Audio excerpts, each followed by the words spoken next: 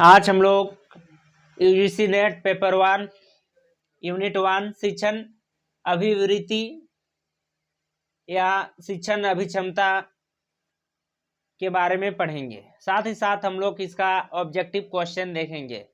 इसमें हम लोग लगभग 100 ऑब्जेक्टिव क्वेश्चन सॉल्व करने की कोशिश करेंगे। पहला प्रश्न की ओर चलते हैं। पहला प्रश्न जो कि है 76 नंबर वाला। इससे पहले हम लोग दो पार्ट में डिवाइड किए थे, एक में लेकर 1 से 30 तक, दूसरा में आपका 30 से लेकर 75 नंबर तक, और ये इसका तीसरा पार्ट है जिसमें हम लोग 76 नंबर से करते हैं। कितना तक देख सकते हैं कि कितना तक इसमें हम लोग प्रश्न को सॉल्व करेंगे। तो स्टार्ट करते हैं पहला प्रश्न यानी कि 76 नंबर की ओर। 76 नंबर का प्रश्न है, नीचे दी गई सूची में उन कथनों की पहचान करें जो शिक्षण कार्य की विशेषताओं से संबंधित है।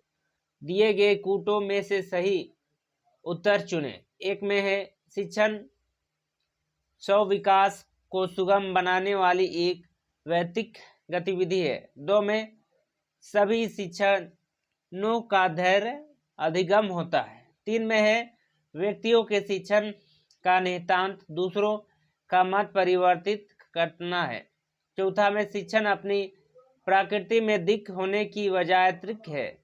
5वां में शिक्षण का अर्थ है विचारों का विक्रय। 6वां में है शिक्षण का तात्पर्य विद्यार्थियों के मस्तिष्क तक पहुंचना है। तो इसका कूट क्या दिया है, 1 और 2, उसके बाद आपका 1 2 3 दिया है, उसके बाद 3 4 और 5। तीसरा में आपका दिया है सी में 2 4 और 6, डी में 6 5 4। तो इसका राइट आंसर है आपका 2 सभी शिक्षणों का धैर्य अधिगम होता है। 4 शिक्षण अपनी प्रकृति में दुख होने की बजाय त्रिक है। 6 शिक्षण का तात्पर्य विद्यार्थियों के मस्तिष्क तक पहुंचना है। Right answer C number. 77 number की ओर चलते हैं। शिक्षण के माध्यम से सक्षमता और उत्कृष्टता को बढ़ावा देने के लिए मास्लो के पदानुक्रम की किन आवश्यकताओं की सृष्टि किया जाना चाहिए। ए में प्रेम और अपने तत्वों की आवश्यकता, बी में है आत्मसम्मान की आवश्यकता, सी में है सुरक्षा की आवश्यकता, डी में है आत्मसिद्ध की आवश्यकता। 2018 का है ये वाला, और इसका राइट आंसर है आपका आत्मसिद्ध की आवश्यकता। 78 नंबर का प्रश्न है, निम्नलिखित में से कौन प्रभावी शिक्षण में बाधक कारक है। कूट में सही उत्तर चुने। 1 में है शिक्षक का आत्म सामर्थ्य, 2 में है शिक्षक का विषय ज्ञान, 3 में है शिक्षक के निम्न योग्यता और तात्पर्यता, 4 में है शिक्षक में नियोजन और शिक्षण कौशल का अभाव, 5 में है भाषिक कौशल पर शिक्षक की पकड़, 6 में है शिक्षक की असंगत देह भाषा। कूट में ए में है 3 4 और 6, बी में है 1 5 और 3, सी में है 2 3 और 4, डी में है 1 3 और 6। 78 नंबर। तो 78 नंबर का राइट आंसर है आपका ए नंबर, यानी कि आपका 3 भी सही है, 4 भी सही है, 6 भी सही है। 3 में है आपका शिक्षक की निम्न योग्यता और तात्पर्यता, 4 में है शिक्षक में नियोजन और शिक्षण कौशल का अभाव, 5 में है शिक्षक की असंगत देह भाषा। 79 नंबर का प्रश्न की ओर चलते हैं। 79 नंबर का प्रश्न है, मूल्यांकन प्रक्रिया में निम्नलिखित विशेषताओं में से निर्माणात्मक मूल्यांकन का वर्णन करने वाली विशेषताओं की पहचान करें। कूट में से सही उत्तर चुनें। ए में है आपका मूल्यांकन उत्तर अनुदेशात्मक घटना है। 2 में है मूल्यांकन अनुदेश के दौरान घटित होता है। तीसरा है मूल्यांकन का कार्य नीति निर्माता करते हैं। 4था है मूल्यांकन सर्वाधिक रूप से घटित होता है। 5वां है मूल्यांकन का उद्देश्य शिक्षण प्रक्रिया में सुधार करना है। 6ठा है मूल्यांकन विद्यार्थियों और शिक्षक की प्रतिभागिता पर आधारित होता है। तो इसमें आपको सही कूट का चयन करना पड़ेगा। कूट क्या क्या दिया है, 1 में दिया है, 2 दिया है और 3 दिया है। बी में है 2, 3 और 4। सी में है 3, सी में है आपका 2, 5 और 6। डी में है 3, 4 और 6। तो इसमें आपका क्या क्या कूट होगा। पहले होगा आपका मूल्यांकन यानी परीक्षा अनुदेश के दौरान घटित होता है, ये आपका सही है। उसके बाद है पछवा में आपका मूल्यांकन का उद्देश्य शिक्षण प्रक्रिया में सुधार करना है, ये भी है, मूल्यांकन करके आपका शिक्षण प्रक्रिया सुधार कर सकता है। उसके बाद 6ठा नंबर है मूल्यांकन विद्यार्थियों और शिक्षक की प्रभागिता पर आधारित होता है, ये भी सही है। राइट आंसर सी नंबर 2, 5 और 6। 80 नंबर के प्रश्न की ओर चलते हैं। निम्नलिखित में से एक शिक्षार्थी के गुण के रूप में भावनात्मक बुद्धि को उत्तम विधि में वर्णित करता है। एक में है अपनी स्वयं की और अन्य लोगों की भावनात्मक बुद्धि की पहचान करना। 2 में है अपनी भावनाओं को दृष्टता से व्यक्त करना। 3 में है सोच और व्यवहार को निर्देशित करने के लिए भावनात्मक सूचना का प्रयोग करना। 4 में है उत्तम संक्षेप उत्तम परीक्षण वैज्ञानिक चिंतन और निगमनात्मक तार्किकताओं परिवेश के प्रति अनुकूलित हेतु भावनाओं का समायोजन। 6ठा में है रचनात्मक और विविध दृष्टिकोण के प्रति खुला विचार वाला होना। तो इसमें आपका कूट दिया है तो क्या सही होगा। कूट में 1, 4 और 6।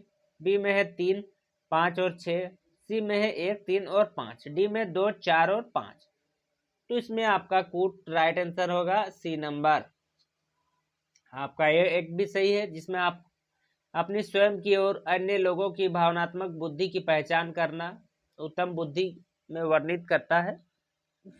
उसके बाद तीसरा है सोच और व्यवहार को निर्देशित करने के लिए भावनात्मक सूचना का प्रयोग करना। उसके बाद पछवा है परिवेश के प्रति अनुकूल हेतु भावनाओं का समायोजन।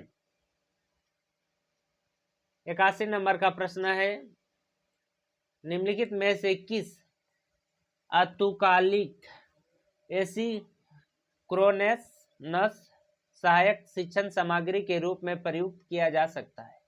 ए में है स्काइप, 2 में है ब्लॉग, 3 में है फेसबुक पोस्ट, 4 में है ऑनलाइन चैट, 5 में है ईमेल, 6 में है गूगल हैंगआउट। कूट में है ए में 1, 3 और 6। बी में है 3, 5 और 6। सी में है 1, 2 और 3। डी में 2, 3 और 5। 81 नंबर। 81 नंबर का राइट आंसर है आपका डी नंबर 2 आपका ब्लॉग है। उसके बाद है फेसबुक पोस्ट। उसके बाद 5 है ईमेल। 82 नंबर का प्रश्न है निर्माणात्मक मूल्यांकन का लक्ष्य है। क्या क्या लक्ष्य? ए विद्यार्थी को अगले स्तर तक बढ़ाना। बी में है सतत फीडबैक प्रदान विद्यार्थी अधिगम की निगरानी। सी में है एक मानक अथवा बेंचमार्क के आधार पर विद्यार्थी अधिगम की तुलना। डी में है विद्यार्थियों के अधिगम के आधार पर उसके समूह बनाना। 82 नंबर में, तो 82 नंबर का राइट आंसर है आपका सतत फीडबैक प्रदान विद्यार्थी अधिगम की निगरानी। Right answer C number. 84 number का प्रश्न है आपका 83 नंबर का प्रश्न का आपका राइट आंसर था 83 नंबर में सी में व्यवहार परीक्षण। तो 83 नंबर का प्रश्न था कि एक ऐसे विद्यालय में जिसमें अनुत्तीर्ण की संख्या बहुत ज्यादा है, मतलब फेल की संख्या बहुत ज्यादा है, तो शिक्षण की अकादमिक उद्देश्य की प्राप्ति का पर्याप्त कठिनाई की संभावना वालों को बाहर निकालने के लिए आप प्रश्न पत्र तैयार करना चाह सकते हैं, जिसके लिए आपको ऐसे प्रश्न पत्र तैयार करना होगा जो किसी व्यक्ति की विद्यालय विषय की सफलतापूर्वक अध्ययन की योग्यताओं और तात्पर्य की अनुमान लगा सके। इस प्रकार का परीक्षण का क्या नाम है? तो इसका राइट आंसर है आपका व्यवहार परीक्षण। 84 नंबर का प्रश्न की ओर चलते हैं। 84 नंबर का प्रश्न है आपका, शिक्षण अधिगम परिप्रेक्ष्य में किसी मूल्यांकन के नतीजे शिक्षकों के लिए अनेक प्रकार से उपयोगी होते हैं। निम्नलिखित में से शिक्षक के लिए क्या सर्वाधिक महत्वपूर्ण उपयोग है? ए में है अनुदेशन योजना बनाने में और अपनाई गई शिक्षण रणनीति की प्रभावशीलता का पता लगाने में प्रयोग।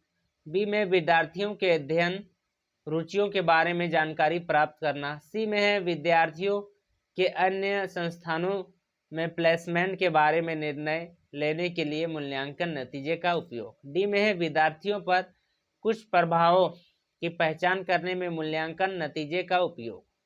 84 नंबर, तो 84 नंबर में है कि आपका जो शिक्षण अधिगम परिप्रेक्ष्य में किसी मूल्यांकन के नतीजे शिक्षकों के लिए अनेक प्रकार से उपयोगी होते हैं। निम्नलिखित में से शिक्षक के लिए क्या सर्वाधिक महत्वपूर्ण उपयोगी है? तो इसका राइट आंसर है आपका ए नंबर, अनुदेशन योजना बनाने में और अपनाई गई शिक्षण रणनीति की प्रभावशीलता का पता लगाने में उपयोग। ए नंबर इसका राइट आंसर। बी नंबर की ओर चलते हैं। ब्लूम के पारंपरिक वर्गीकरण विज्ञान के अनुसार संज्ञानात्मक क्षेत्र में अधिगम का उच्चतर स्तर है। ए में अनुप्रयोग, बी में मूल्यांकन, सी में विश्लेषण, डी में समझ। 85, तो इसका राइट आंसर है आपका ब्लूम के पारंपरिक वर्गीकरण विज्ञान के अनुसार संज्ञानात्मक क्षेत्र का अधिकतम उच्च स्तर है आपका मूल्यांकन। मूल्यांकन से ही आपका जो संज्ञानात्मक क्षेत्र है उसका कितना विकास हुआ उसके बारे में मूल्यांकन से पता चलता है। 86 नंबर का प्रश्न है, शिक्षण की समनुदेशन विधि। समनुदेशन विधि निम्नलिखित में से किसका समायोजन है? जो आपका समनुदेशन विधि निम्नलिखित में से किसका समायोजन है? ए में है स्वानुभविक विधि और समस्या समाधान विधि का, बी में है व्याख्यांश निर्देशन विधि और प्रयोगशाला विधि का, सी में है प्रक्षेप विधि और व्याख्यान विधि का, डी में है प्रक्षेप व्याख्यान विधि और क्षेत्र द्वारा विधि का। तो आपका जो शिक्षण के समानुदेशन विधि निम्नलिखित में से किसका समायोजन है? तो शिक्षण के समानुदेशन विधि आपका 86 नंबर का बी नंबर व्याख्यान निर्देशन विधि और प्रयोगशाला विधि का आपका समायोजन है। 87 नंबर का प्रश्न है, शिक्षण की स्वानुभविक विधि का विकास किसने किया? स्वानुभविक विधि का विकास किसने किया? John Dewey, Friedrich Froebel, H E Armstrong, D में है एन.ए. सुलीवान। 87 नंबर, तो इसका आपका विधि का आविष्कार आपका स्वानुभविक विधि का आविष्कार एच ई आर्मस्ट्रांग ने किया। 88 नंबर का प्रश्न की ओर चलते हैं।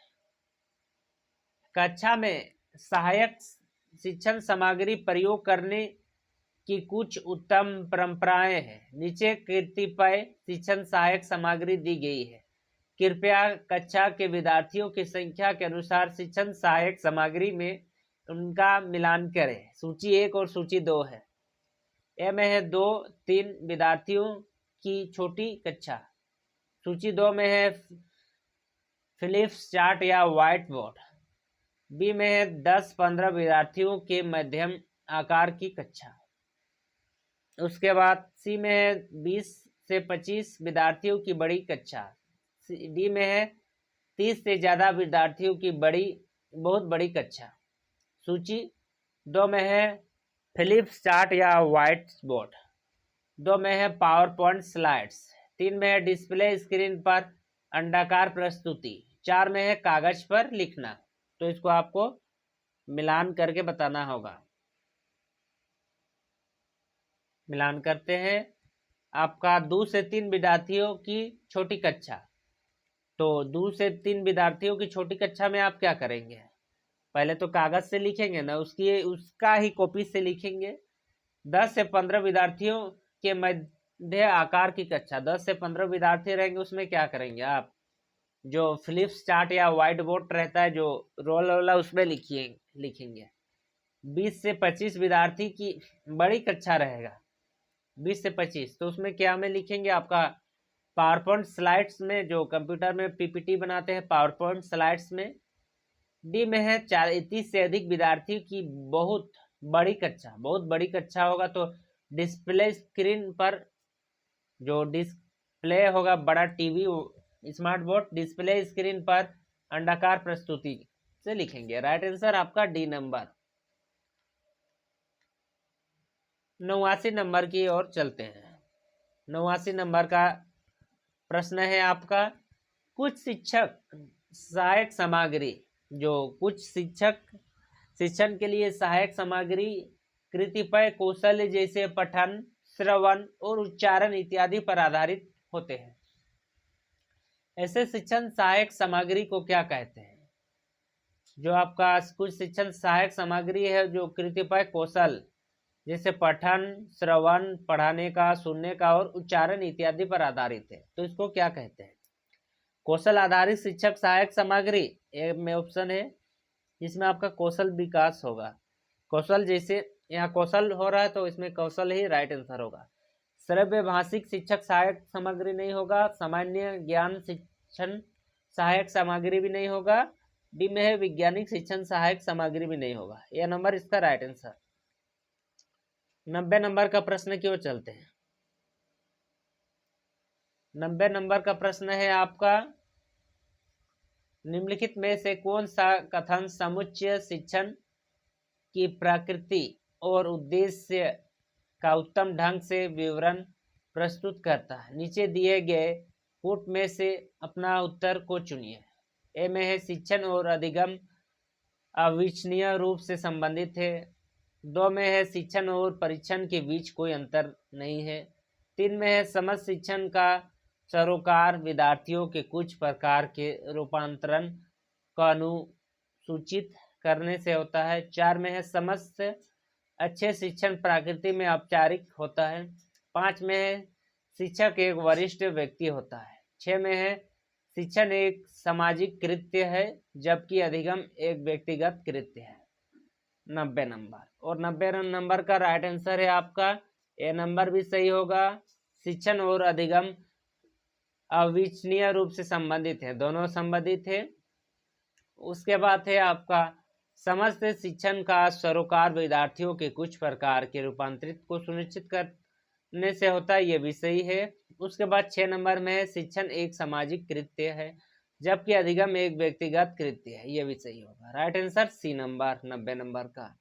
91 नंबर का प्रश्न है, अधिगमकर्ताओं की निम्नलिखित में से कौन सी विशेषता शिक्षण की प्रभाव उत्पादन से विशिष्ट रूप से संबंधित है?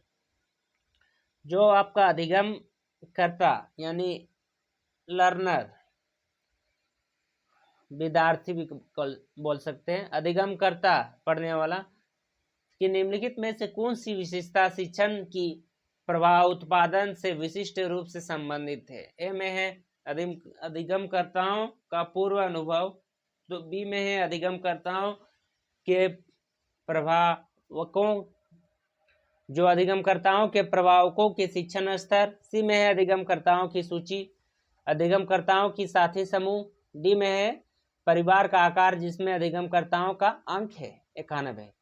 तो इसका राइट आंसर है आपका अधिगमकर्ताओं का पूर्व अनुभव।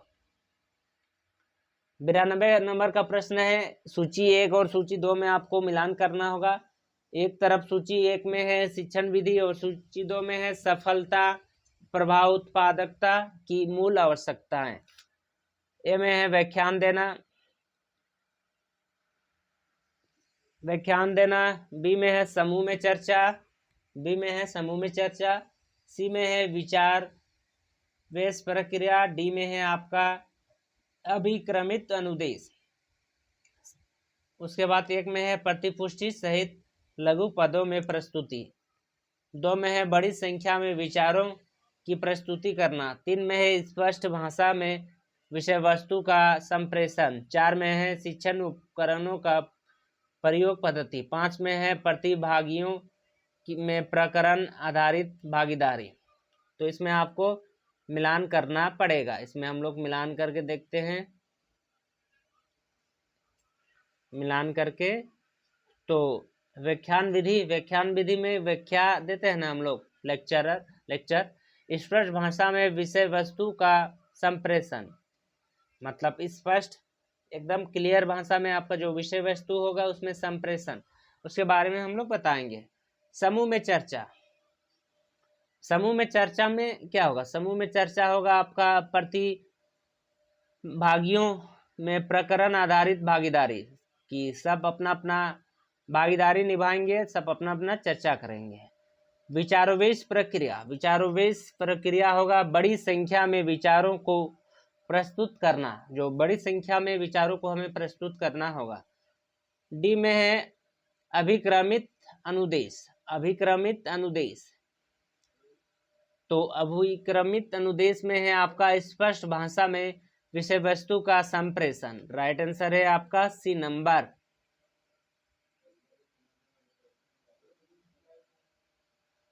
डी का आपका ए नंबर है।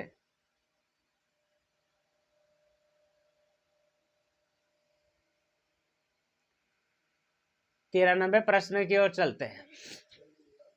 नीचे दी गई मूल्यांकन प्रक्रिया में से उसकी पहचान कीजिए जिनको निर्माणात्मक मूल्यांकन कहा जाता है। मतलब निर्माण करने वाला मूल्यांकन निर्माणात्मक मूल्यांकन कहा जाता है। नीचे दिए गए कूट का प्रयोग करते हुए सही उत्तर को चुनिए। कूट का प्रयोग करना होगा और सही उत्तर को आपको चुनना होगा।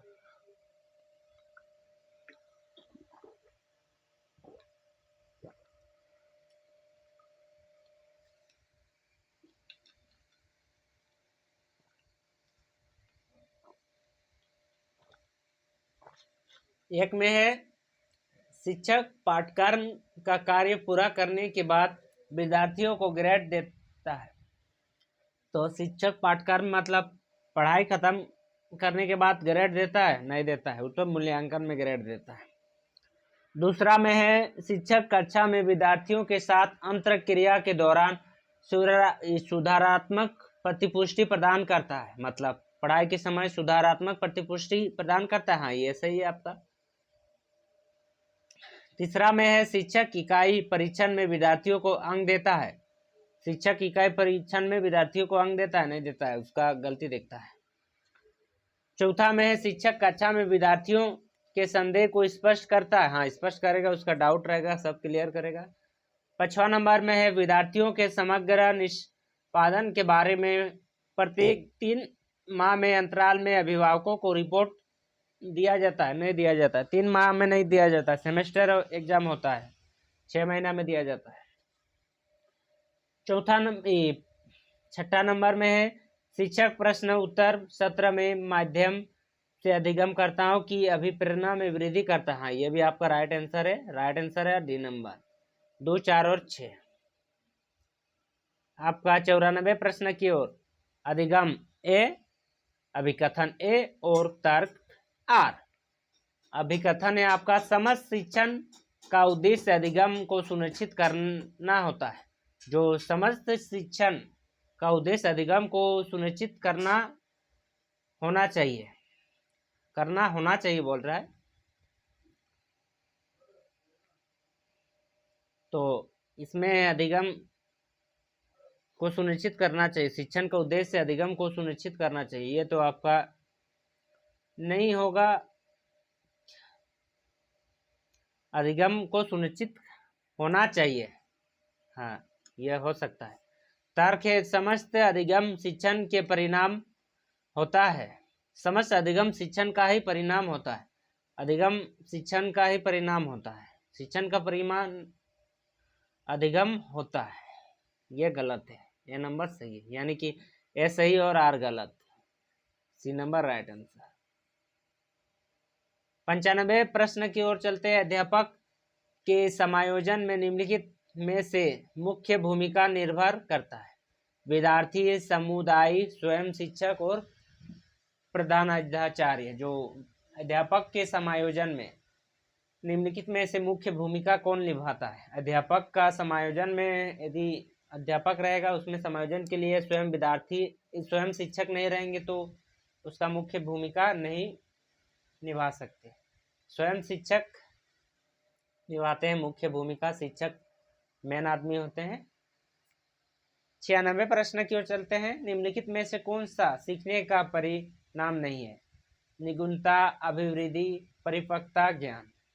तो आपका परिपक्वता मतलब बड़ा होना, यंग होना, ये आपका जो सीखने का परिणाम नहीं है। अभिवृद्धि में भी सीखा जाता है। निपुणता मतलब कौशल, प्रवीण बोल सकते हैं। ज्ञान मतलब इंटेलिजेंट। 97 प्रश्न की ओर। मौखिक संदेश निम्नलिखित में से क्या सीखने में सबसे कम प्रभावी है? 97 नंबर। ए में है अभिवृद्धि, बी में है संकल्पना, सी में है तत्व, डी में है निपुणता। तो इसका राइट आंसर है आपका डी नंबर, निपुणता। 98 प्रश्न की ओर चलते हैं। शिक्षार्थियों में अधिगम शैली में अंतर के निम्नलिखित कारण हो सकते हैं। ए में है शिक्षार्थियों का सामान्यीकरण प्रक्रिया, बी में है परिवार की आर्थिक स्थिति, सी में है विद्यार्थी द्वारा अपनाई गई सोचने विचारने की योजना, डी में है बच्चों का लालन पालन। 98 नंबर का प्रश्न की ओर चलते हैं और इसका राइट आंसर है विद्यार्थियों द्वारा अपनाई गई सोच विचारने की योजना आपका अधिगम शैली में अंतर के निम्नलिखित कारण है।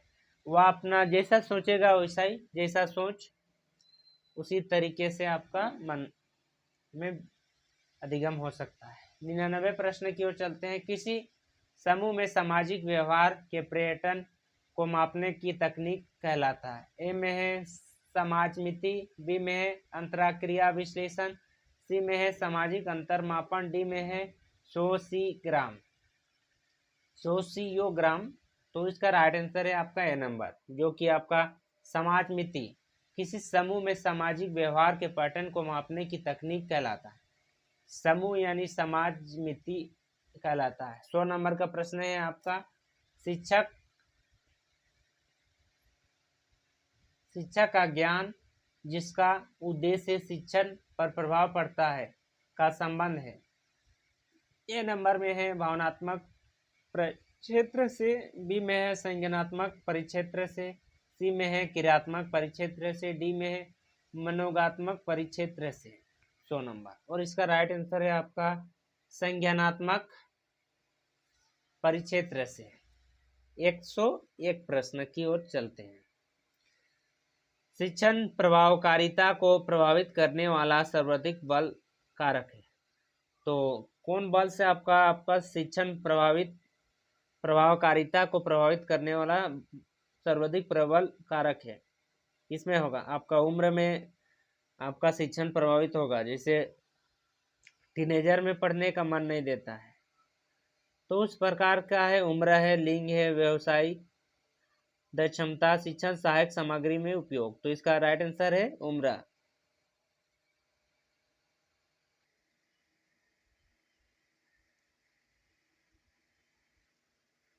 एक 102 प्रश्न की ओर चलते हैं। 102 में है आपका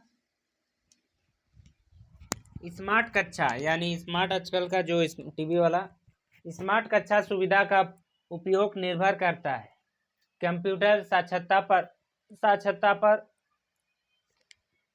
कंप्यूटर पर, विद्यार्थी की उम्र पर स्मार्ट कक्षा सुविधा का उपयोग निर्भर करता है। तो इसका आंसर होगा कि आपका कंप्यूटर साक्षरता पर, कंप्यूटर का ज्ञान, साक्षरता मतलब लिटरेसी मतलब पढ़ाई का स्तर।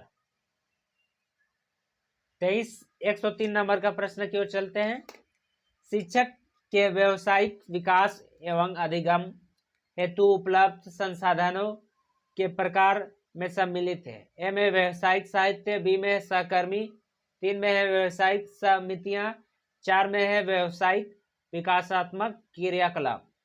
कूट में केवल 1, केवल 2, सी में 1, 2, 3 और 4, इसमें से कोई नहीं। 103 तो इसमें आपका क्या आंसर होगा? 103 में होगा आपका शिक्षक के व्यवसायिक विकास एवं अधिगम हेतु उपलब्ध संसाधनों के प्रकार में सम्मिलित है व्यवसायिक साहित्य सहकर्मी, व्यवसायिक समितियां, व्यवसायिक विकासात्मक क्रियाकलाप। राइट आंसर आपका सी नंबर 1, 2, 3 और 4।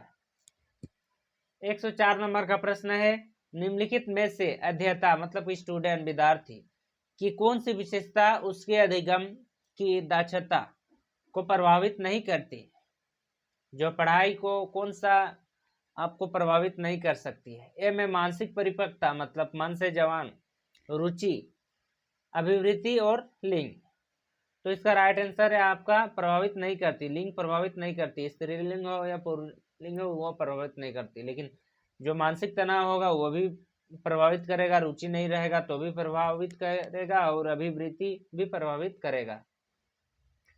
105 नंबर का प्रश्न है, निम्नलिखित में से किस शिक्षण विधि में शिक्षार्थी की भागीदारी को इष्टतम तथा पहलकारी बनाया जाता है? ए में है परिचर्चा की विधि में, बी में है युग्मत वार्ता सत्र की विधि में, सी में है विचार वेश सत्र की विधि में, डी में है परियोजना विधि में। 105 नंबर, तो इसका राइट आंसर है आपका परियोजना विधि में। आपका जो शिक्षण विधि में विद्यार्थियों की भागीदारी में इष्टतम तथा पहलकारी बनाया जाता है आपका परियोजना विधि में। 106 नंबर का प्रश्न है, शिक्षण प्रभावकारिता को प्रभावित करने वाला एक सर्वाधिक शक्तिशाली कारक किससे संबंधित है? ए देश की सामाजिक व्यवस्था से, बी समाज की आर्थिक स्थिति से, सी विद्यमान राजनीतिक व्यवस्था से, डी शैक्षणिक व्यवस्था से। 106 नंबर, तो जो आपका शिक्षण प्रभावकारिता को प्रभावित करने वाला एक सर्वाधिक शक्तिशाली कारक आपका है शिक्षण व्यवस्था से, जो शैक्षणिक व्यवस्था है आपका उसमें प्रभावित करने का एक संबंधित कारक है। 107 नंबर है, अभिकथन है और तर्क है। अभिकथन है आपका, अधिगम एक जीवनपर्यंत प्रक्रिया है। अधिगम एक जीवनपर्यंत प्रक्रिया है। यह सही है कि अधिगम हमेशा जीवन भर चलता रहता है। जैसे वृद्धि और विकास, जैसे विकास जीवन भर चलता है उसी तरीके से अधिगम भी आपका जीवन भर चलता है। तर्क है आपका, अधिगम के उपयोगी होने के लिए इसे जीवन प्रक्रमों से जोड़ा जाना चाहिए। नीचे दिए गए कूटों में से सही उत्तर का चयन करें। ए में है ए और आर दोनों सही है, आर ए की सही व्याख्या करता है। बी में है ए और आर दोनों सही है किंतु आर ए की सही व्याख्या नहीं करता। सी में है ए सही है किंतु आर गलत है। डी में है ए गलत है किंतु आर सही है। 107 नंबर, तो 107 नंबर का राइट आंसर है आपका ए और आर दोनों सही है, क्योंकि देखिए आपका अधिगम एक जीवनपर्यंत प्रक्रिया है। साथ ही तर्क है आपका, अधिगम के उपयोगी होने के लिए उसे जीवन प्रक्रमों से जोड़ा जाना चाहिए, ये आपका सही है और आर ए की सही व्याख्या भी करता है। 108 नंबर का प्रश्न क्यों चलते हैं, शिक्षण की प्रभावकारिता के निर्णय निम्नलिखित में से किस रूप से किया जाना चाहिए? ए में विषय वस्तु के आच्छादन के आधार पर, बी में विद्यार्थियों की अभिरुचि के आधार पर, सी में विद्यार्थियों के अधिगम परिमाणों के आधार पर, डी में है कक्षा में शिक्षण सहायक सामग्री के प्रयोग के आधार पर। 108, तो आपका शिक्षण की प्रभावकारिता के निर्णय निम्नलिखित में से किस रूप से किया जाना चाहिए? तो इसका राइट आंसर है विद्यार्थियों के अधिगम परिणामों के आधार पर किया जाना चाहिए। C number right answer. 109 number का प्रश्न है, शिक्षण अधिगम संबंधों के संदर्भ में निम्नलिखित कथन के समुच्चय में से कौन सा स्वीकार्य कथन है? अपना उत्तर दर्शन के लिए सही कोट का चयन करें। ए जब विद्यार्थी किसी परीक्षण में सफल होते हैं तो वह शिक्षक है जो असफल होता है। 2 में है प्रत्येक शिक्षक का उद्देश्य अधिगम सुनिश्चित करना होता है। 3 में है अधिगम के बिना शिक्षण हो सकता है। 4 में है शिक्षण के बिना कोई अधिगम नहीं हो सकता। 5 में है कोई शिक्षक शिक्षण करता है किंतु वह सीखता भी है और 6 में है वास्तविक अधिगम का अभिप्राय कंठस्थ किया जाने वाला अधिगम है। तो पुट में 2, 3, 4 और 5, बी में 1, 2, 3 और 4, सी में 3, 4 और 6, डी में है 1, 2, 5 और 6। तो इसका राइट आंसर है आपका एक भी सही है कि जब विद्यार्थी किसी परीक्षण में सफल होते हैं तो वह शिक्षक है जो असफल होता है। तो विद्यार्थी परीक्षण में असफल होते हैं तो वह शिक्षक है जो असफल होता है, उसे जो पढ़ाने वाला हो। दूसरा में है आपका प्रत्येक शिक्षण का उद्देश्य अधिगम सुनिश्चित करना होता है। तो प्रत्येक शिक्षण का उद्देश्य अधिगम सुनिश्चित करना होता है, ये भी है आपका। तीसरा में आपका अधिगम के बिना शिक्षण हो सकता है, ये भी आपका सही है। चौथा में शिक्षण के बिना कोई अधिगम नहीं हो सकता है, शिक्षण के बिना कोई अधिगम नहीं हो सकता, ये भी आपका सही है। राइट आंसर है आपका 1, 2, 3 और 4। 110 नंबर का प्रश्न है, शिक्षा मनुष्य में पहले से ही विराजमान पूर्णता का अभिभाव है, खाली स्थान के द्वारा कहा गया है। महात्मा गांधी, रविंद्रनाथ टैगोर, स्वामी विवेकानंद, श्री अरविंदो। 110 और 110 का राइट आंसर है आपका, ये आपका कहा गया है स्वामी विवेकानंद द्वारा कि शिक्षा मनुष्य में पहले से ही विराजमान पूर्णताओं का अभिभाव है के द्वारा कहा गया है। अभिभाव है, ये आपका महात्मा गांधी नहीं, स्वामी विवेकानंद द्वारा कहा गया है। स्वामी विवेकानंद ने शिक्षा के बारे में एक से कथन कहे हैं। 111 नंबर का प्रश्न क्यों चलते हैं, विद्यार्थियों की अधिकतम प्रतिभागिता संभव है। ए, परिचर्चा विधि द्वारा, बी, व्याख्यान विधि द्वारा, सी, श्रव्य दृश्य साधनों द्वारा, डी, पाठ्य पुस्तक विधि द्वारा। 111 नंबर, तो इसका राइट आंसर है आपका परिचर्चा विधि द्वारा। विद्यार्थियों का अधिगम प्रतिभागिता संभव है आपका परिचर्चा विधि द्वारा। 112 नंबर का प्रश्न है, मूल शिक्षा का उद्देश्य निम्नलिखित में से किस पर केंद्रित कर अच्छी तरह से पूरा किया जा सकता है। जो मूल शिक्षा का उद्देश्य निम्नलिखित में से किस पर केंद्रित कर अच्छी तरह से पूरा किया जा सकता है। समाज में व्याप्त संस्कृति प्रथाओं से, बी में है समाज किसी सामाजिक समूह द्वारा निर्धारित आचरण के मानकों से, सी में है मानवीय मूल्यों के प्रति संवेदनाओं से, डी में है धार्मिक तथा नैतिक व्यवहार तथा अनुदेशन से। 112 का राइट आंसर है आपका सी नंबर, मानवीय मूल्यों के प्रति संवेदन से। 113 नंबर का प्रश्न है, मूल्यांकन प्रणाली की दृष्टि से सूची 1 और सूची 2 के साथ सुमिलित कीजिए तथा सही कूट का चयन कीजिए। सूची 1, सूची 2। 1 में है रचनात्मक मूल्यांकन, 2 में है संज्ञानात्मक मूल्यांकन, सी में है सतत और व्यापक मूल्यांकन, डी में मानक और निष्कर्ष संबित परीक्षण। सूची 2 में है आपका नियमितता के साथ संज्ञानात्मक पहलुओं का मूल्यांकन करना। 2 में है किसी समूह और कुछ मापदंडों के आधार पर परीक्षण और उनके व्याख्या।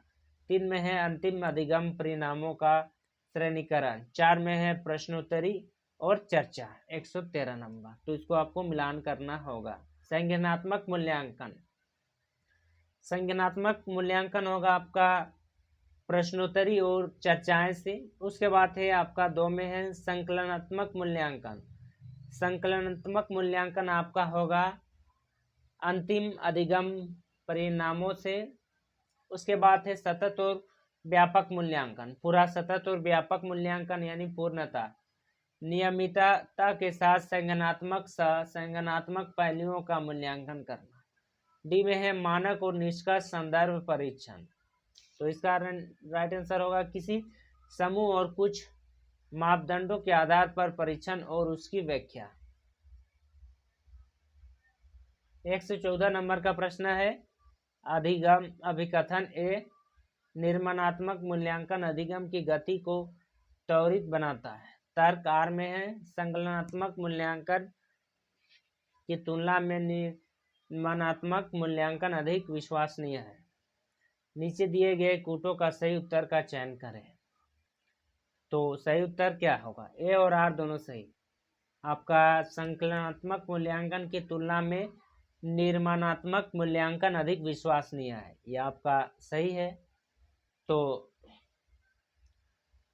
में अभिकथन है निर्माणात्मक मूल्यांकन अधिगम की गति को त्वरित बनाता है, यह भी आपका सही है। यानी ए और आर दोनों सही है, किंतु आर ए की सही व्याख्या है, यह आपका सही व्याख्या है एक ही। 115 नंबर का प्रश्न, शिक्षण संबंधित सहायक उपकरणों की उपयोगिता के औचित्य का आधार है। ए, कक्षा में विद्यार्थियों का ध्यान आकर्षित करना। बी, कक्षा में अनुशासनहीनता की समस्याओं को कम करना। सी, विद्यार्थियों के अधिगम परिणामों की इष्टतम करना। डी, अधिगम कार्य में विद्यार्थियों को प्रभावी ढंग से लगाना। तो इसका राइट आंसर है आपका विद्यार्थियों के अधिगम परिणामों में इष्टतम करना, right answer C number. 116 number का प्रश्न है, शिक्षण की प्रभावकारिता में योगदान देने वाला सकारात्मक कारकों वाले विकल्प का चयन कीजिए। कारकों की सूची, अध्यापक का विषय का ज्ञान। बी, अध्यापकों की सामाजिक आर्थिक पृष्ठभूमि। 3 में है अध्यापकों का संप्रेषण कौशल्य। 4 में है विद्यार्थियों को संतुष्ट करने की अध्यापक की योग्यता। 5 में है विद्यार्थियों के साथ अध्यापक की व्यक्तिगत संपर्क। 6 में है कक्षा सव्यवहार के संचालन और अनुसरण में अध्यापकों की क्षमता। तो इसका राइट आंसर है आपका, एक भी सही है आपका, 3 भी सही है। अध्यापक का संप्रेषण कौशल किस तरीके से आपका संप्रेषण कर रहा है, अध्यापक का विषय का ज्ञान कैसा विषय में ज्ञान है, और साथ ही साथ आपका कक्षा का सव्यवहार में संचालन और अनुश्रवण में अध्यापक की क्षमता, यह राइट आंसर है डी नंबर। 117 नंबर का प्रश्न, प्रभावी शिक्षण अधिगम व्यवस्थाओं में अभिकल्पन में शिक्षार्थियों की विशेषताओं का कौन सा सेट सहायक समझा जा सकता है। नीचे दिए गए कूट में सही विकल्प का चयन करें। कूट 1 में है विषय के संबंध में अधिगमकर्ताओं की पूर्वानुभव। कूट 2 में है अधिगमकर्ताओं के परिवार के मित्र की अंतर्वैयक्तिक संबंध। 3 में है विषय।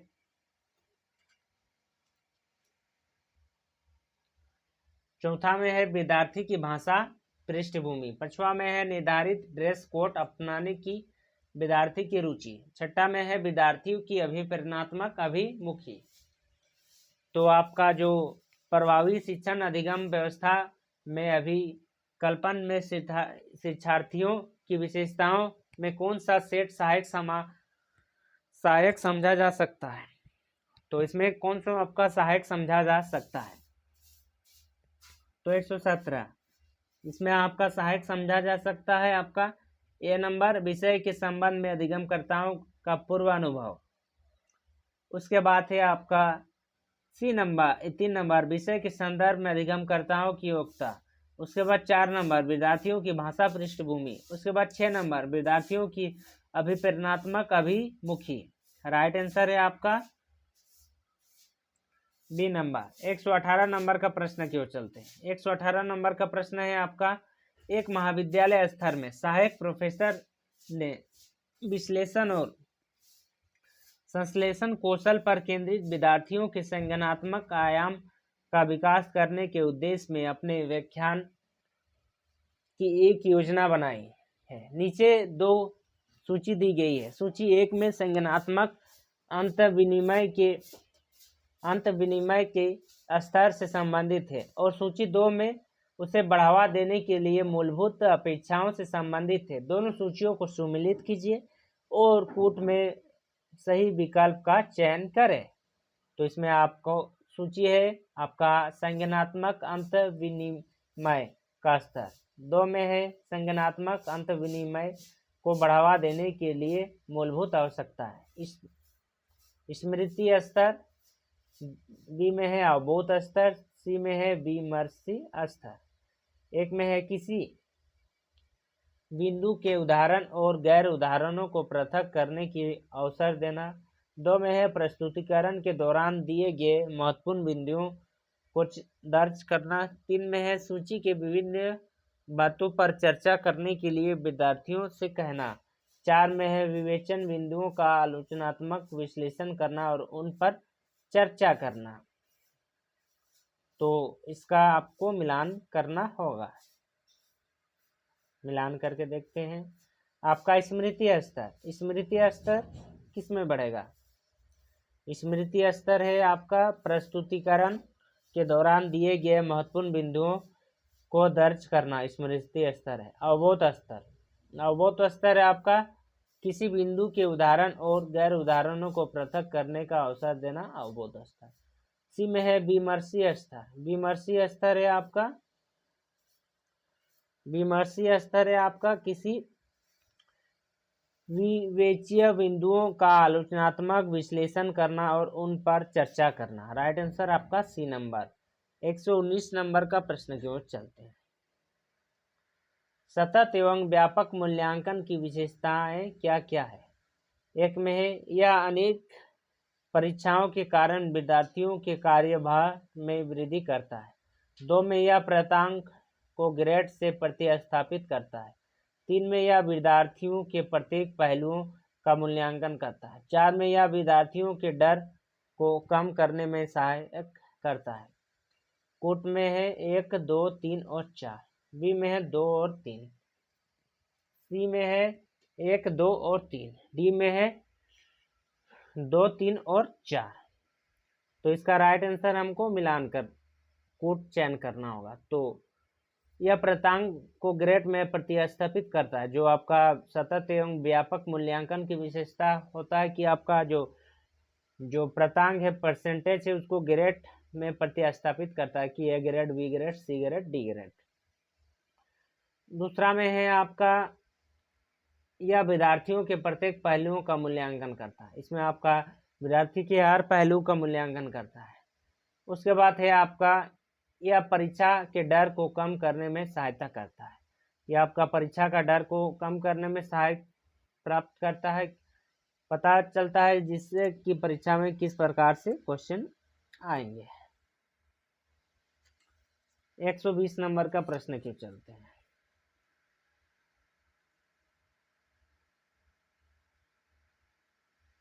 निम्नलिखित में से कौन सा गुण किसी शिक्षक की बड़ी ताकत को प्रदर्शित करता है? ए में है स्थानगत प्रबंध में पूर्वकालिक सक्रिय संलिप्तता। बी में है उदाहरण प्रस्तुत करना। तीन में है अवधारणाओं के परिक्षेपण के लिए तात्पर्य रहना। चार में है गलतियों को स्वीकार करना। नीचे दिए गए कूट में से सही उत्तर का चयन करना होगा। जो आपका कूट है उसमें सही उत्तर को चयन करना पड़ेगा।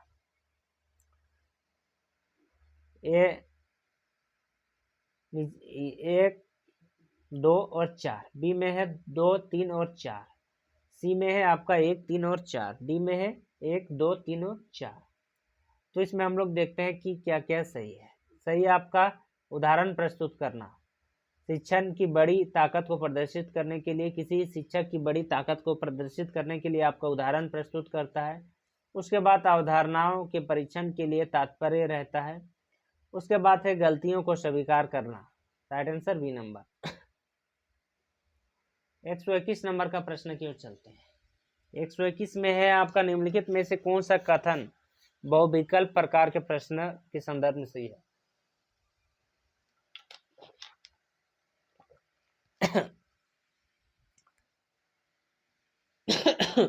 ए में है वह सही गलत वाले प्रश्न की तुलना में अधिक वस्तुनिष्ठ होता है। बी में है वह निबंध वाले प्रश्न की तुलना में कम वस्तुनिष्ठ होता है। सी में है वह लघु उत्तर वाले प्रश्न की तुलना में अधिक वस्तुनिष्ठ होता है। डी में है वह गलत वाले प्रश्न की तुलना में अधिक व्यक्तिनिष्ठ होते हैं। 121 तो इसका राइट आंसर है कि ए नंबर, वे सही गलत वाले प्रश्न की तुलना में अधिक वस्तुनिष्ठ होते हैं। जो आपका निम्नलिखित में से कौन सा कथन बहुविकल्प प्रकार के प्रश्न के संदर्भ में सही है? तो वे सही गलत वाले प्रश्न की तुलना में अधिक वस्तुनिष्ठ होते हैं, यह आपका राइट आंसर है। 122 नंबर का प्रश्न है, अच्छे शिक्षक के लिए क्या अपेक्षित है? एक गुड टीचर के लिए क्या क्या होना चाहिए? एम में निदान, 2 में उपचार, 3 में निर्देश, 4 में प्रतिपुष्टि। तो सबसे पहले आपका निदान करेगा, उपचार भी, निर्देश भी देगा, प्रतिपुष्टि। राइट आंसर है नंबर। 123 नंबर का प्रश्न है, निम्नलिखित विद्यार्थी द्वारा शिक्षकों के मूल्यांकन की मुख्य उद्देश्य क्या है? विद्यार्थियों की कमजोरी के बारे में जानकारी एकत्रित करना। 2, शिक्षक का शिक्षण कार्य गंभीरता से लेने का संदेश देना। 3, शिक्षण की नवीन विधियों अपनाने में शिक्षण की सहायता करना। चौथा में है आपका शिक्षक के गुणों में और अधिक सुधार की दृष्टि की पहचान करना। तो नीचे दिए गए कोट में सही उत्तर का चयन करना होगा।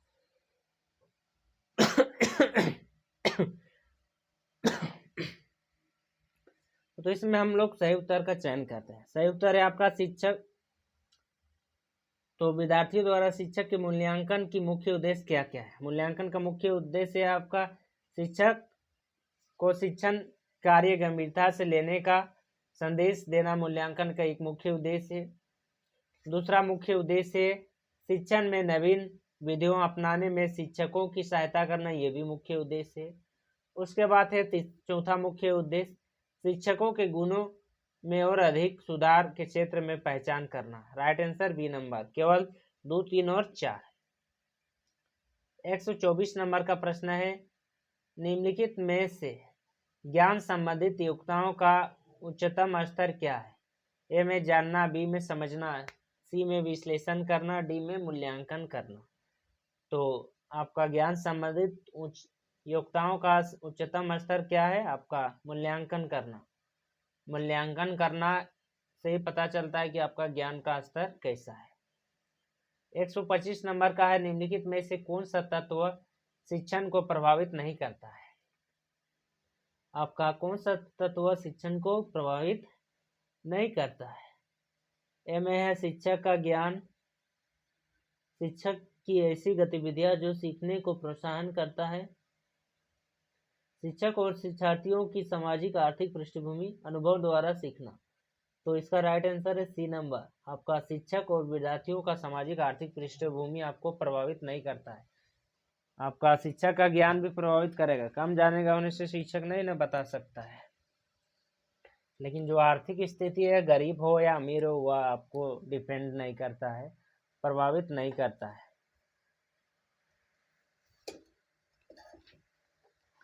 126 नंबर की प्रश्न की ओर चलते हैं।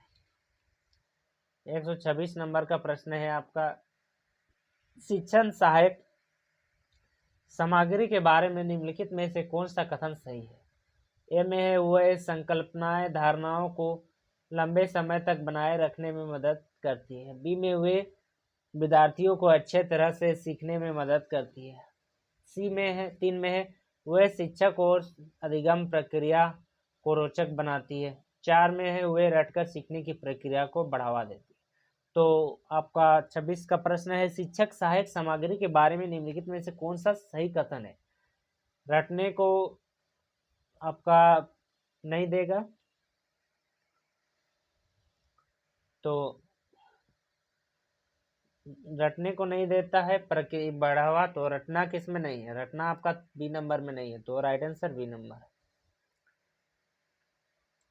127 नंबर का प्रश्न, 127 नंबर में है शिक्षक द्वारा अध्यापन के लिए उपयोग की जाने वाली तकनीक में शामिल है।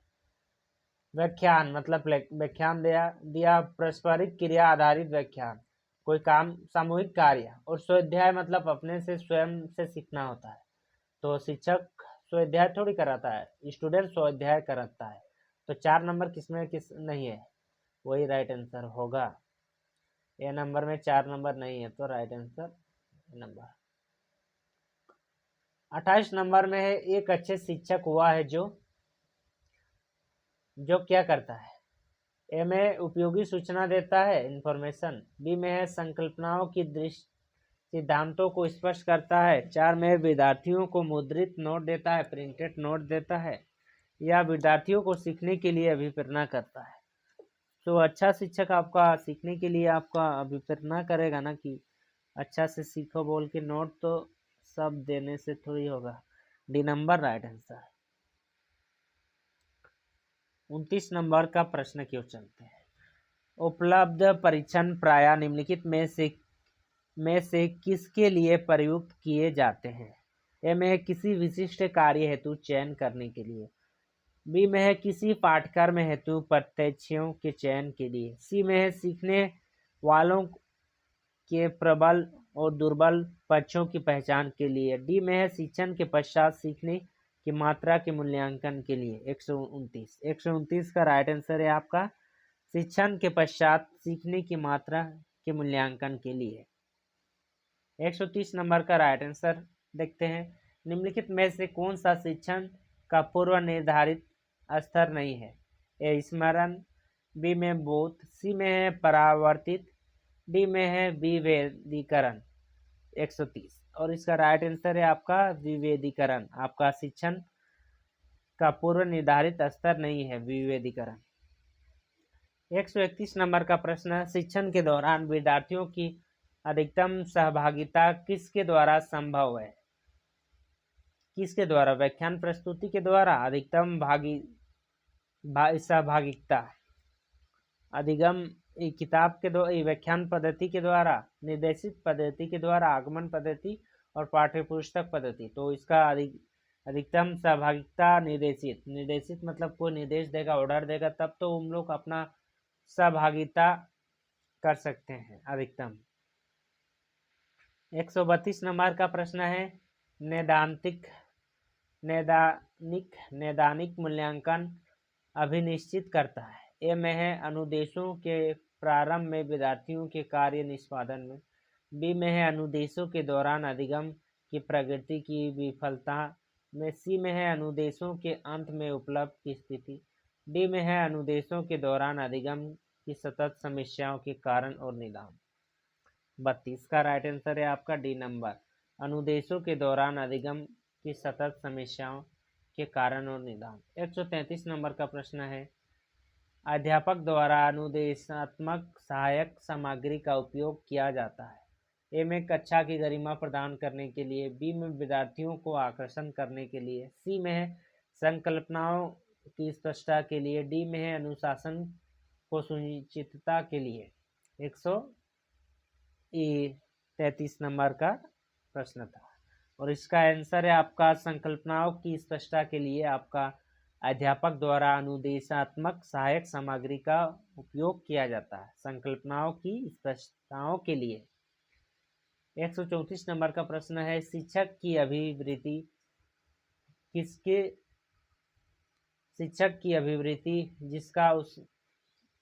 जिसका उसके शिक्षण पर प्रभाव पड़ता है का संबंध है।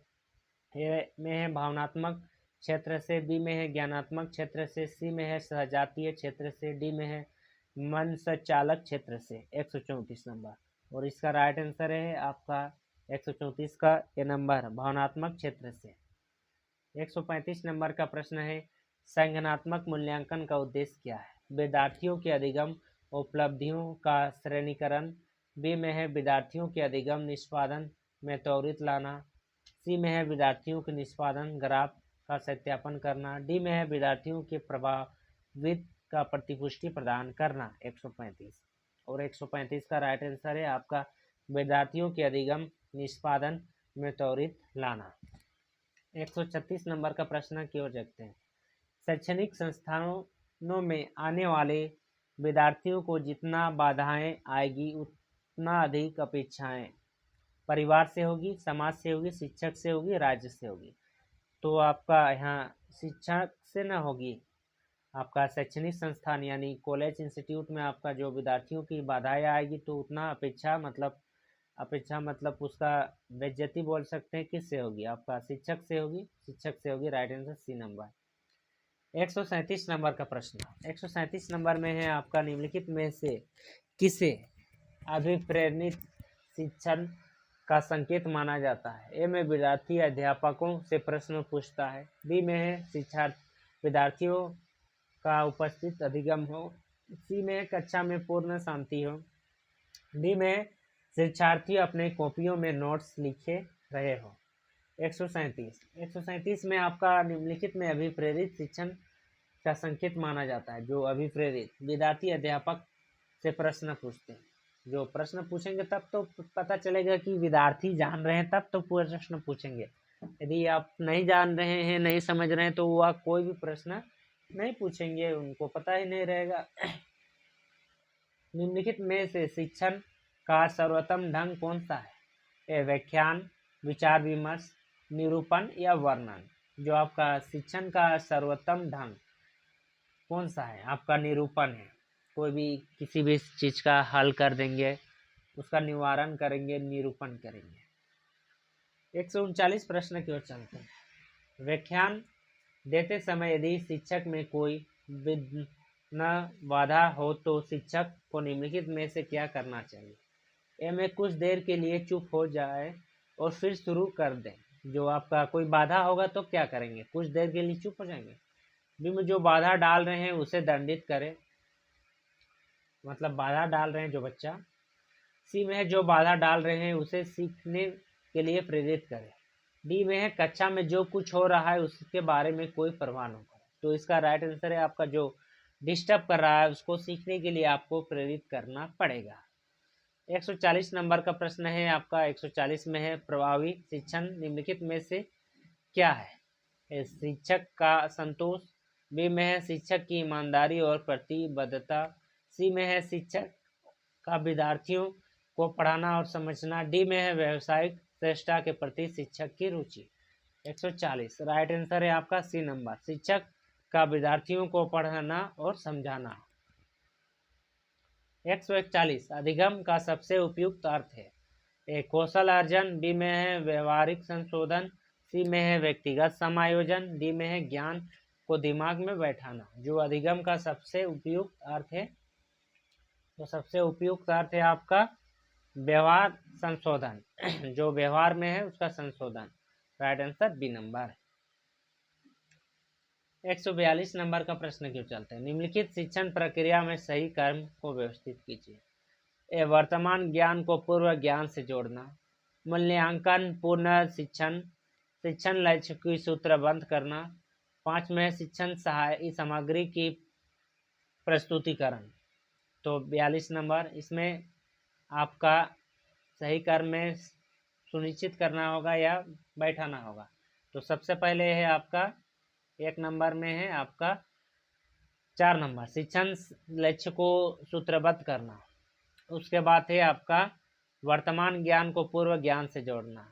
उसके बाद है आपका 5 में शिक्षण सामग्री की प्रस्तुतिकरण। उसके बाद है आपका 2 में मूल्यांकन करना होगा। उसके बाद लास्ट में है पूर्ण शिक्षण करना होगा। मूल्यांकन करने के बाद फिर से आपको पढ़ाना पड़ेगा। 143 नंबर का प्रश्न है, अध्ययन का उच्चतम स्तर कौन सा है? श्रृंखला अध्ययन, समस्या समाधान अध्ययन, उद्दीपन अनुक्रिया अध्ययन। डी में है सतत प्रतिवर्त अध्ययन। 143 इसका राइट आंसर है आपका डी नंबर, सतत प्रतिवर्त अध्ययन। 144 नंबर का प्रश्न है, शिक्षक द्वारा ब्लैक बोर्ड का सर्वोत्तम उपयोग किसके लिए किया जाता है? ए में है शिक्षण सामग्री को श्वेत श्याम रूप में दिखाना, विद्यार्थियों को एकाग्रित करना, महत्वपूर्ण तथा उल्लेखनीय बिंदु लिखना, शिक्षक द्वारा स्वयं को प्रदर्शित करना। तो ब्लैक बोर्ड आपका इंपॉर्टेंट काम को लिखते हैं ना, महत्वपूर्ण तथा उल्लेखनीय बिंदु को लिखना ब्लैक बोर्ड का एक काम होता है। 145 नंबर का प्रश्न, वर्तमान में अध्ययन की अत्यधिक प्रभावी विधि है? ए श्वेत अध्ययन, स्वतः अध्ययन, आमने सामने अध्ययन, ई लर्निंग या मिश्रित अध्ययन। जो अत्यधिक प्रभावी विधि है, अत्यधिक किसमें प्रभावित होगा? इसमें आपका अत्यधिक प्रभावित होगा, ई लर्निंग से भी अत्यधिक प्रभावित होगा जो वर्तमान में, और मिश्रित अध्ययन एक समान मिश्रित अध्ययन, यानी बी, सी और डी दोनों आंसर आ सकता है, जो देगा वही आंसर लिख सकते हैं, दोनों में एक ही रहेगा। 146 नंबर का प्रश्न की ओर चलते हैं। प्राथमिक विद्यालय के स्तर पर अधिकतर शिक्षक महिलाएं होनी चाहिए क्योंकि वे बच्चों को पुरुष से बेहतर पढ़ा सकते हैं। यह तो गलत है, पुरुष भी बेहतर पढ़ा सकते हैं। पुरुषों से बेहतर मूल्य विषय वस्तु की जानकारी देते हैं, यह भी गलत है। पुरुष ज़्यादा जानकारी पुरुष पास भी है, कम वेतन पर उपलब्ध हो, यह भी गलत है। कम वेतन तो क्यों लेंगे, समान कम। बच्चों से प्यार और स्नेह से व्यवहार कर सकते हैं, यह सही है। जैसे स्त्री एक माँ होती है और माँ अपने बच्चों को स्नेह और प्यार के साथ व्यवहार करती है, जो कि पुरुष उतना स्नेह और प्यार से व्यवहार नहीं कर सकते हैं। तो इसके लिए डी आंसर राइट आंसर है। 147 नंबर का प्रश्न की ओर चलते हैं। 147 नंबर का प्रश्न है, एक व्यक्ति शिक्षण को व्यवसाय के रूप में अपनाकर आनंदित होता है जब उसका विद्यार्थी पर नियंत्रित हो, विद्यार्थी से आदर प्राप्त करता है, सी में अपने सहयोगियों की अपेक्षा अधिक योग्य होता है, डी में उच्च प्राधिकारियों के बहुत समीप होता है। 147, तो इसका राइट आंसर है जिस समय आपका विद्यार्थी है उससे आदर प्राप्त करता है। 148 नंबर का प्रश्न है, निम्नलिखित में से कौन सा विधि शिक्षण का सर्वोत्तम विधि है? व्याख्यान विधि, परिचर्चा विधि, निर्देशन विधि, प्रश्नोत्तरी विधि। व्याख्यान का आपका कौन सा विधि शिक्षण में सर्वोत्तम विधि है? सबसे अच्छा विधि कौन सा है? आपका निर्देशन विधि। आप निर्देश देंगे ये करो ये करो, तो वह सबसे अच्छा विधि है। व्याख्यान मतलब लेक्चर देंगे तो लेक्चर में उतना आपका सुनेगा और छोड़ देगा। परिचर्चा, चर्चा कर रहे हैं आपस में कोई टॉपिक में। उसके बाद प्रश्नोत्तरी, कोई प्रश्न कर रहा है, कोई आंसर कर रहा है, इससे भी सबसे अच्छा है आपका निर्देशन विधि। आप निर्देश दिए कि इतना से इतना क्वेश्चन का सॉल्व करें, तो आपका सॉल्व करके आएंगे। 149 प्रश्न की ओर चलते हैं। एक उत्तम शिक्षक की अनिवार्यता क्या है? उपाय कुशल एवं स्वच्छाकारी होना चाहिए, बी में उपाय कुशल तथा सहभागी प्रवृत्ति की होना चाहिए, सी में उपाय कुशल तथा आधिकारिक प्रवृत्ति का होना चाहिए, डी में है उपाय कुशल एवं प्रभुत्वपूर्ण होनी चाहिए। 149, तो इसका राइट आंसर है आपका बी नंबर, उपाय कुशल तथा सहभागी प्रवृत्ति के होना चाहिए। 150 नंबर, निम्नलिखित में से कौन सा एक लघुकृत शिक्षण स्थिति है? माइक्रो शिक्षण। हाँ, माइक्रो शिक्षण में भी आप लोग का 1 महीना और 4 महीने का होता है। टीम शिक्षण, सहभागी शिक्षण, डी में माइक्रो शिक्षण। तो इसका राइट आंसर है आपका माइक्रो शिक्षण। तो इसमें लघुकृत शिक्षण स्थिति होता है, इसमें 1 महीना का, और माइक्रो कर सकते हैं कम से कम मिनिमम 1 महीना और मैक्सिमम आपका 4 महीना तक का होता है। 151 प्रश्न की ओर चलते हैं।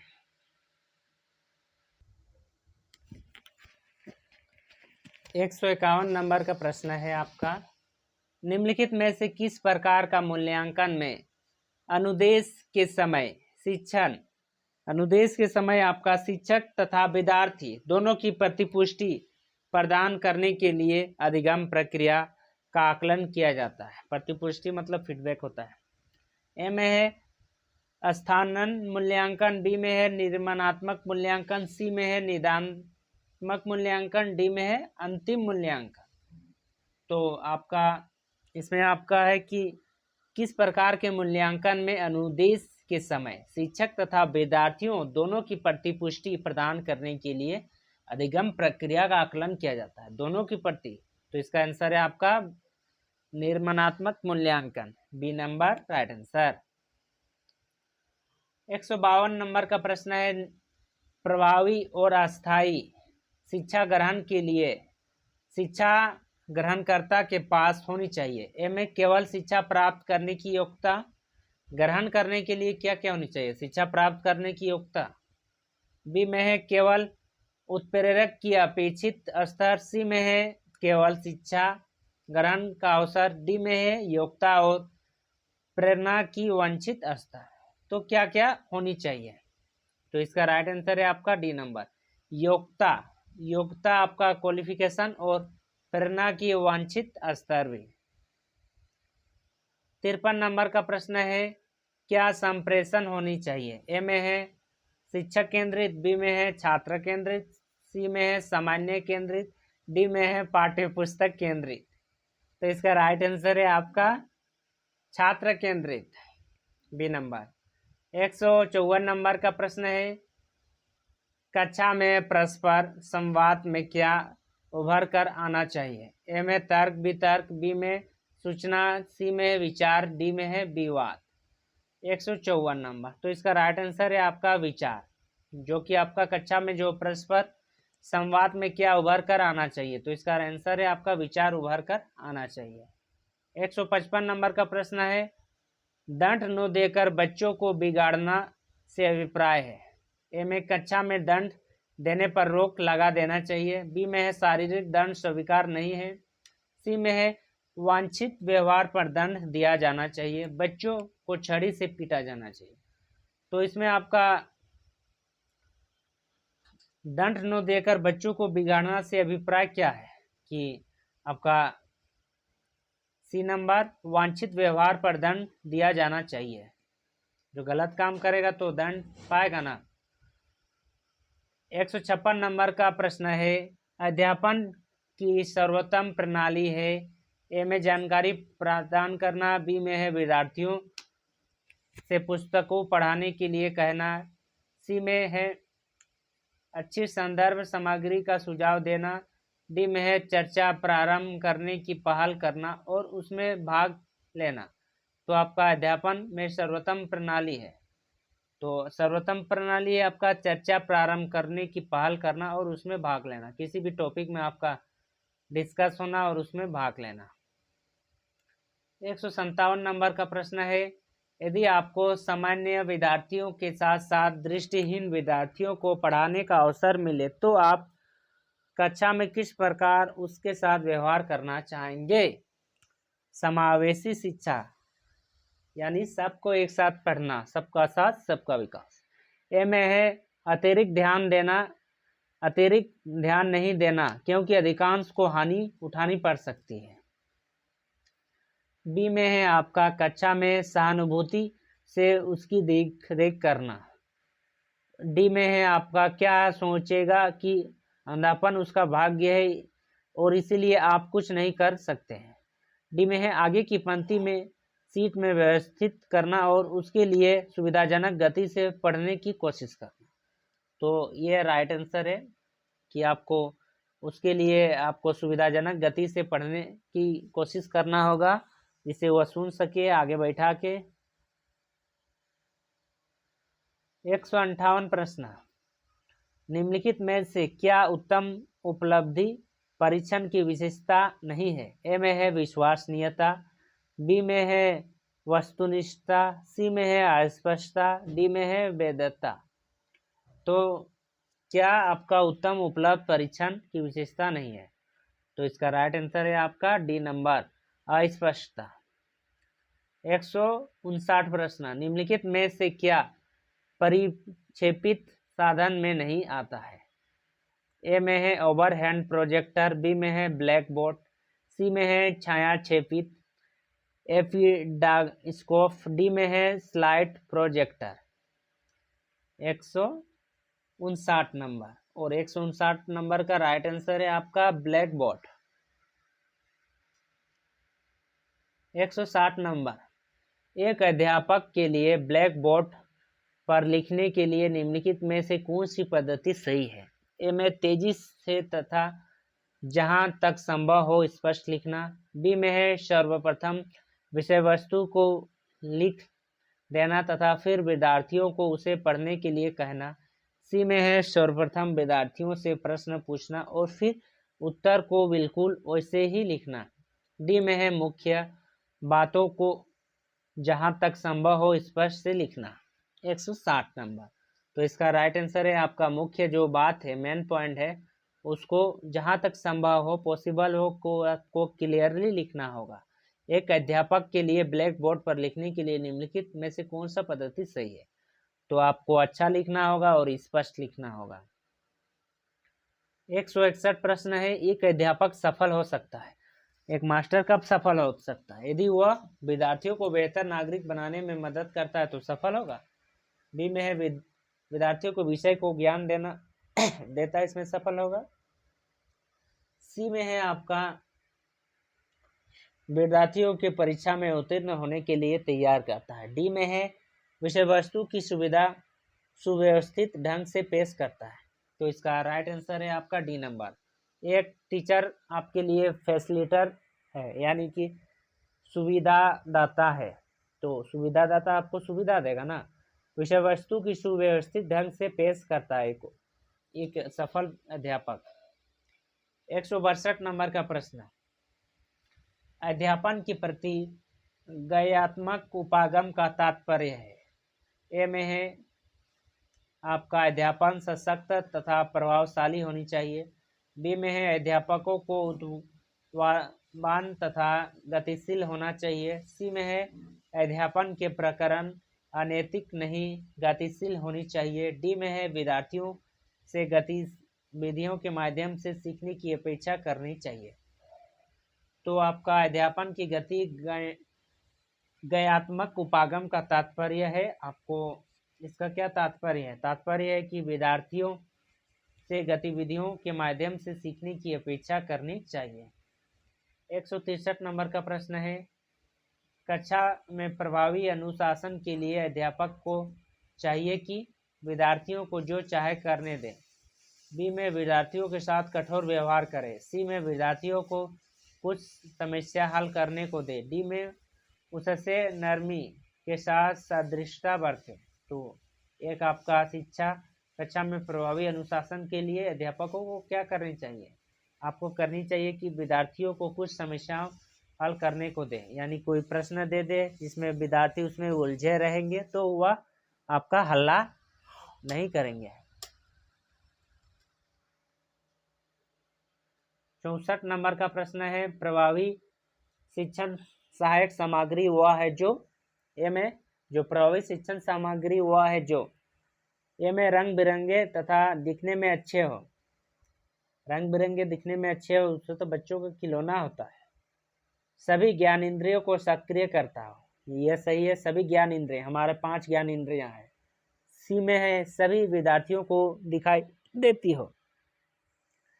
डी में है बनने तथा प्रयोग करने में आसान हो, बनाने तथा प्रयोग करने में आसान हो। तो इसका राइट आंसर है आपका बी नंबर, सभी ज्ञान इंद्रियों को सक्रिय करती हो।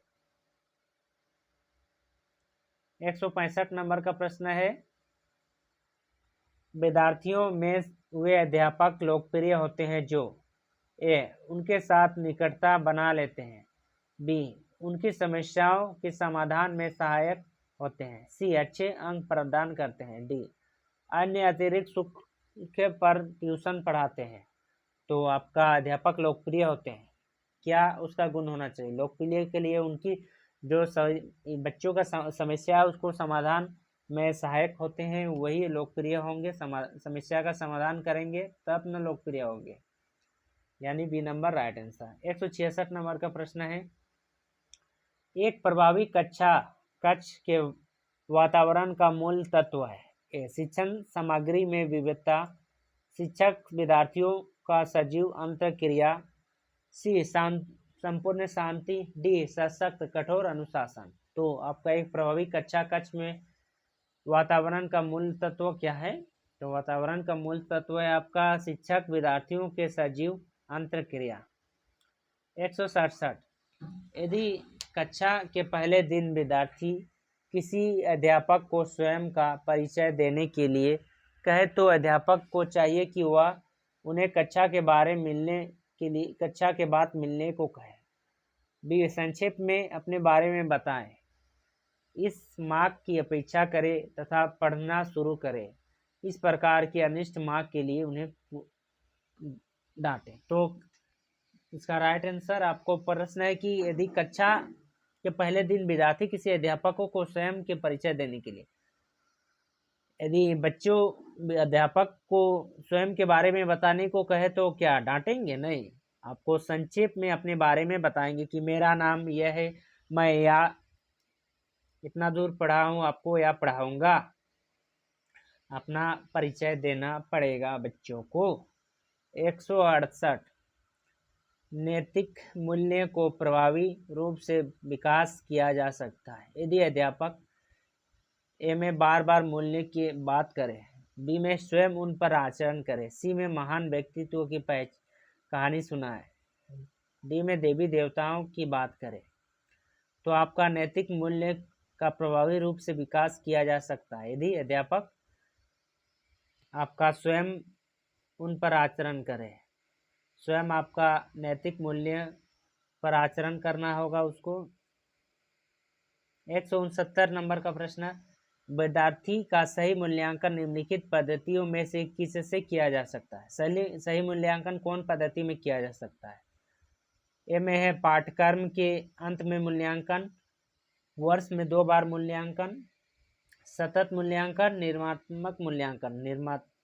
निर्माणात्मक मूल्यांकन, निर्माण करने के लिए मूल्यांकन उसका। सतत मूल्यांकन जो बार बार वर्ष में 2 बार मूल्यांकन मतलब आपका सेमेस्टर वाला, और पाठ्यक्रम के अंत में मूल्यांकन। तो इसका राइट आंसर है आपका डी नंबर ए, सतत मूल्यांकन।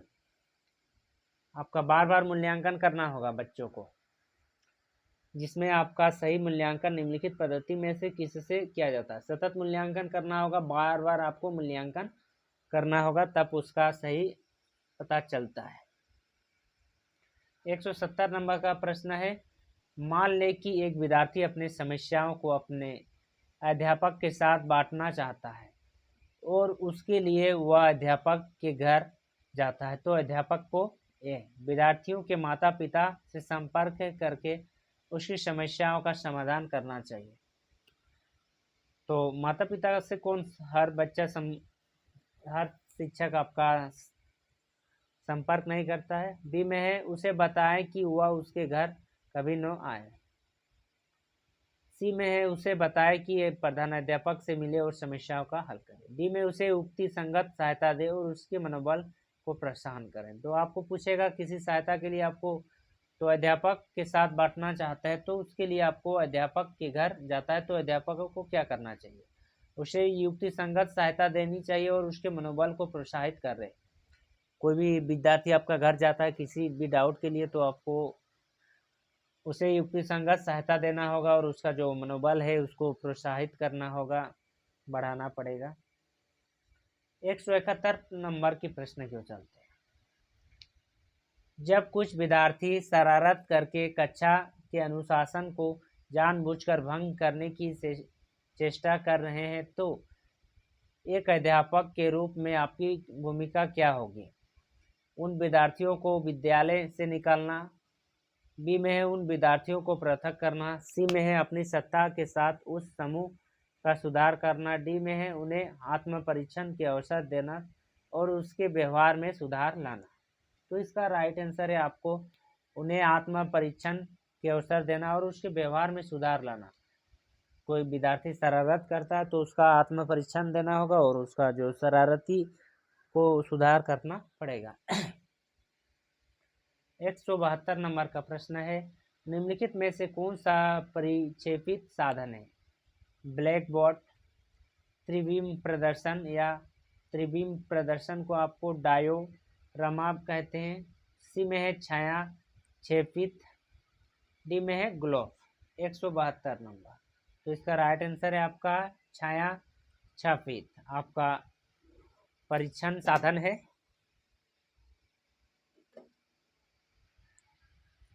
आपका 73 नंबर के प्रश्न की ओर चलते हैं। 173 नंबर का प्रश्न की ओर चलते हैं। 173 नंबर का प्रश्न है आपका, अध्यापक को प्रश्न पूछने के अनुरूप यानी धारावाही माना जाता है यदि वह निम्नलिखित प्रश्न पूछ सकता है। अर्थपूर्ण प्रश्न, जितना ज़्यादा संभव हो उतना प्रश्न, निश्चित समय में प्रश्न की अधिकतम संख्या, निश्चित समय में बहुत से अर्थपूर्ण प्रश्न। तो इसका राइट आंसर है अर्थपूर्ण प्रश्न, जिसका माने हो अर्थपूर्ण प्रश्न इसका राइट आंसर। 174 नंबर का प्रश्न है, अध्यापक के लिए निम्नलिखित विशेषताएं गुण में से कौन सा सर्वाधिक अनिवार्य है? निम्नलिखित अब जो विशेषता है उसमें कौन सा सर्वाधिक अनिवार्य है? वह विद्वान व्यक्ति होनी चाहिए, वह सुवेशी भूषा होनी चाहिए, उसमें धैर्य होनी चाहिए, वह अपने विषय में निपुण होनी चाहिए। 174 नंबर। तो इसका राइट आंसर है उसमें धैर्य होना चाहिए। जो अध्यापक की विशेषता गुणों में कौन सा सर्वाधिक अनिवार्य? धैर्य होनी चाहिए। कोई भी बच्चा अध्यापक को कुछ भी बोले तो उसके लिए वह एक्शन ना ले, धैर्य बरकरार रहे। 175 नंबर का प्रश्न, निम्नलिखित में से अच्छे अध्यापक होने के लिए कौन सा गुण सबसे महत्वपूर्ण है? समय की पाबंदी और गांवीय। बी में है विषय की निपुणता, यह भी होना चाहिए। विषय में निपुणता और प्रतिक्रियाशीलता, यह तो सबसे इम्पोर्टेंट है। विषय की निपुणता और सामाजिकता। सामाजिकता क्या इम्पोर्टेंट थोड़ी है सामाजिकता। राइट आंसर सी नंबर, विषय की निपुणता और प्रतिक्रियाशाली। 176 नंबर का प्रश्न है, अध्यापकों के समन्वय का प्राथमिक उत्तरदायित्व किसका है? बालकों का, अध्यापक, प्रिंसिपल का, स्वयं अध्यापक का, समुदाय का। 176। तो इसका राइट आंसर है स्वयं अध्यापक का। 177 नंबर का प्रश्न, निम्नलिखित कथनों में से कौन सा सही है? ए, पाठ्यक्रम सिलेबस पाठ्याचार्य की का प्रति श्रेष्ठ है। बी में है पाठ्याचार्य सभी शिक्षण संस्थानों में समान रहती है। सी में है पाठ्याचार्य में औपचारिक एवं अनौपचारिक शिक्षा दोनों शामिल होते हैं। डी में है पाठ्याचार्य में मूल्यांकन के ढंग शामिल नहीं होते हैं। 177। राइट आंसर है आपका सी नंबर, पाठ्याचार्य में अनौपचारिक तथा एवं औपचारिक शिक्षा दोनों शामिल होते हैं। 178 नंबर का प्रश्न है, एक सफल अध्यापक हुआ है जो, सफल अध्यापक का परिभाषा क्या है? जो संवेदनशील एवं अनुशासन प्रिय हो, यह भी सही है। शांति और प्रतिक्रियाशील हो, यह भी सही हो सकता है। सहनशील और प्रभुत्वकारी हो, यह भी सही हो सकता है। निष्क्रिय और सक्रिय हो, निष्क्रिय और सक्रिय हो, यह इसका तो राइट आंसर होगा आपका संवेदनशील और अनुशासन प्रिय हो। सफल शिक्षक के लिए आपका संवेदनशील हो और अनुशासन प्रिय हो। 169 प्रश्न की ओर चलते हैं, एक अध्यापक की सबसे महत्वपूर्ण विशेषता क्या है? विषय की गुण ज्ञान, यह तो सही विशेषता है। अच्छे संप्रेषण क्षमता, यह भी सही है, लेकिन विषय का गुण ज्ञान होना चाहिए। छात्र कल्याण की चिंता, हाँ यह भी सही हो सकता है। प्रभावी नेतृत्व का गुण, यह भी सही है। तो सबसे इसमें सबसे महत्वपूर्ण है आपका विषय की गुण ज्ञान। 180 नंबर का प्रश्न, 180 नंबर का प्रश्न है, कक्षा में कुछ विद्यार्थी बहुत अधिक अधिगम जिज्ञासा प्रदर्शित करता है। यह इसीलिए हो सकता है कि छात्र ए प्रतिभाशाली है, बी धनी परिवार के हैं, बनावटी व्यवहार करते हैं, कक्षा में उद्दंडता पैदा करते हैं। तो कक्षा में कुछ विद्यार्थियां बहुत अधिक अधिगम जिज्ञासी प्रदर्शित करते हैं, इसीलिए हो सकता है कि वह आपका प्रतिभाशाली हो, मतलब आपका टैलेंटेड विद्यार्थी हो, तब तो जाके आपका अधिक विद्यार्थी बहुत अधिक अधिगम जिज्ञासा प्रदर्शित करते हैं, प्रतिभाशाली है इसीलिए। 181 शिक्षक विद्यार्थी संबंधित दो के संदर्भ में निम्नलिखित में से कौन सा बात सही है? तो आपका शिक्षक विद्यार्थी संबंधों के संदर्भ में निम्नलिखित में से कौन सा बात सही है? ए नंबर में है बहुत अनौपचारिक तथा निकट, बी में है कक्षा कक्ष तक सीमित, सी में है सद्भावपूर्ण तथा सम्मानपूर्ण, डी में है उदासीन। 181 नंबर। तो 181 का राइट आंसर है आपका सी नंबर, आपका सद्भावपूर्ण तथा सम्मानपूर्ण। 182 नंबर का प्रश्न, विद्यार्थियों की शैक्षणिक निष्पत्ति में सुधार लाया जा सकता है यदि उसके माँ बाप को प्रेरित किया जाए। जो आपका जो विद्यार्थी है उसका शैक्षिक निष्पत्ति मतलब में सुधार लाया जा सकता है। किस प्रकार से माँ बाप को प्रेरित किया जाए, किस प्रकार से आपके बालक के कार्य के निरीक्षण के लिए अतिरिक्त ट्यूशन की व्यवस्था के लिए इसके बारे में चिंता न करें, बार बार अध्यापकों के साथ अंतःक्रिया न करें। तो इसमें राइट आंसर है आपका इसके बारे में चिंता न करें। बोल देना चाहिए कि विद्यार्थी के बारे में चिंता ना करें, हम सुधार लेंगे। 83 नंबर का 183 एक सजीव कक्षा में जो आपका पॉजिटिव एक्टिव कक्षा है की स्थिति में यह हो सकता है कि समय समय पर हंसी का फुहारा उड़े, बी में है संपूर्ण शांति रहे, सी में बार बार विद्यार्थी शिक्षक वार्तालाप हो, सी में विद्यार्थी में जोर जोर से वाद विवाद हो। 183 नंबर और 183 नंबर का राइट आंसर है आपका बार बार शिक्षार्थी शिक्षक वार्तालाप हो। 184 नंबर का प्रश्न है यदि कोई अभिभावक अपने बालक की परीक्षा में किसी प्रकार का भेदभाव अथवा पक्षपात करने के लिए कहे तो अध्यापकों को चाहिए कि तो यदि कोई आपका अभिभावक अपने बच्चों की परीक्षा में अध्यापकों को बोल रहा है कि किसी प्रकार का भेदभाव अथवा पक्षपात करने के लिए कहे तो अध्यापकों को क्या करना चाहिए, उसकी सहायता के लिए प्रयत्न करे, उससे कहे कि वह फिर कभी ऐसा न कहे। सी में है नम्रता तथा सदृष्टता के साथ ऐसा करने से मना कर दे। तो पक्षपात करने के लिए आपको क्या करना होगा, आपको सबसे पहले तो आदर्शपूर्ण आपका नम्रता तथा दृश्यता के साथ ऐसा करने में मना कर दे कि मैं किसी के साथ पक्षपात नहीं कर सकता, सब विद्यार्थी मेरे लिए एक समान है। 185 नंबर का प्रश्न है लिखित सामग्री का सही मूल्यांकन निम्न में से किस आधार पर नहीं किया जा सकता। जो आपका लिखित सामग्री होगा उसका सही मूल्यांकन किस पर आधारित नहीं होना चाहिए। ए भाषीय अभिव्यक्ति, बी में तार्किक प्रस्तुति, सी में जो पढ़ा लिखा है उसे पुनः प्रस्तुत करने की क्षमता, डी में विषय की परिज्ञान। तो इसका राइट आंसर है आपका जो पढ़ा गया है उसे पूर्ण प्रस्तुत करने की क्षमता। 186 प्रश्न शिक्षक शिक्षण सामग्री का उपयोग क्यों करते हैं।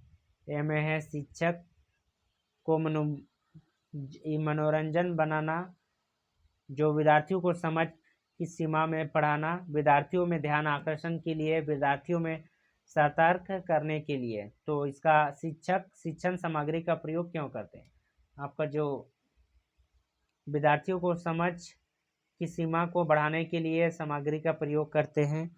इस सामग्री को देख के विद्यार्थी अपना समझ की सीमा को बढ़ा सके, इसीलिए। 187 नंबर का प्रश्न है अभिवृत्ति संकल्पना कौशल तथा ज्ञान उपज है सीखने की प्रक्रिया का। राइट आंसर आपका सीखने की प्रक्रिया का उपज है। स्रोत का तो नहीं है, स्रोत का भी नहीं है, वंशानुगतता का भी नहीं है, व्याख्या का भी नहीं है। 188 नंबर का प्रश्न है निम्नलिखित में से कौन सा शिक्षण की प्रक्रिया का परिणाम नहीं है। ए में है अभिवृत्ति संकल्पना ज्ञान परिपक्वता। तो इससे भी पहले देखे थे आया था आपका परिपक्वता। जवान आपका कोई शिक्षण का प्रक्रिया का परिणाम है। अभिवृद्धि मतलब सीखना, संकल्पना और ज्ञान ये सही है आपका, यह परिपक्वता परिणाम नहीं है। 189 प्रश्न की ओर चलते हैं। अध्यापक का प्रारंभिक कार्य है। अध्यापक का क्या शुरू स्टार्टिंग कार्य होता है। ए में है विद्यार्थियों के बौद्धिक स्तर को ऊंचा करना, बी में है विद्यार्थियों के शारीरिक स्तर को ऊंचा करना, सी में विद्यार्थियों का सर्वपक्षीय विकास में सहायता पहुंचाना, डी में है आपका विद्यार्थियों का मूल पद्धति भरना। तो इसका राइट आंसर है आपका सी नंबर विद्यार्थियों का सर्वपक्षीय विकास में सहायता पहुंचाना।